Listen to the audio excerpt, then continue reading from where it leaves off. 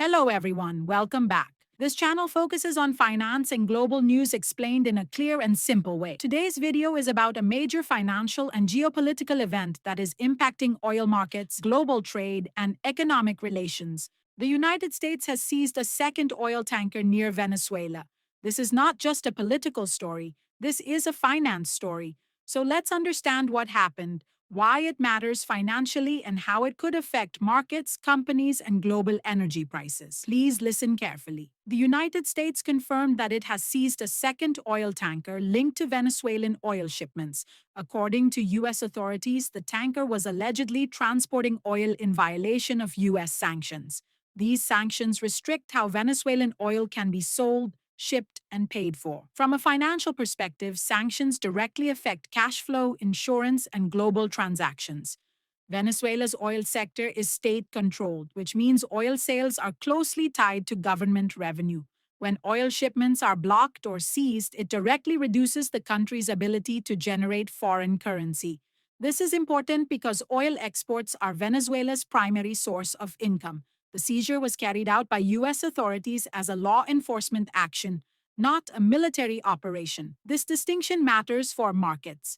Military action creates panic. Law enforcement action creates regulatory risk. Investors pay close attention to regulatory risk. This second seizure sends a strong signal to the global shipping industry. Shipping companies, insurers, and oil traders are now reassessing risk. If a tanker can be seized, insurance premiums increase. When insurance costs rise, transport costs rise. When transport costs rise, oil prices feel pressure. Even small disruptions in supply chains can impact global energy pricing. Although Venezuela is not a top global oil exporter today, its oil still matters in tight energy markets. Any restriction on supply adds uncertainty, and markets react to uncertainty. This event also affects financial institutions. Banks involved in oil trade financing must ensure compliance with sanctions. Failure to comply can result in heavy fines. Because of this, many banks avoid transactions involving sanctioned oil entirely. That reduces liquidity in the oil market. Liquidity matters because it affects price stability. Lower liquidity usually means higher volatility. Now let's talk about international trade. Oil shipments move through international waters, but financial transactions often pass through U.S.-linked systems. This gives the U.S. significant influence over global trade enforcement. From a finance perspective, this is an example of economic power being used as a policy tool. Instead of military force, financial restrictions are applied. This approach has become more common in modern geopolitics. For investors, this raises an important question. How secure are global supply chains? Companies that rely on energy imports must now factor in geopolitical risk. Energy-intensive industries like manufacturing, transportation, and aviation are closely watching developments like this. Higher oil prices mean higher operating costs. Higher costs eventually impact consumers. This is how a single tanker seizure can have ripple effects across the economy. Venezuela has strongly condemned the seizure.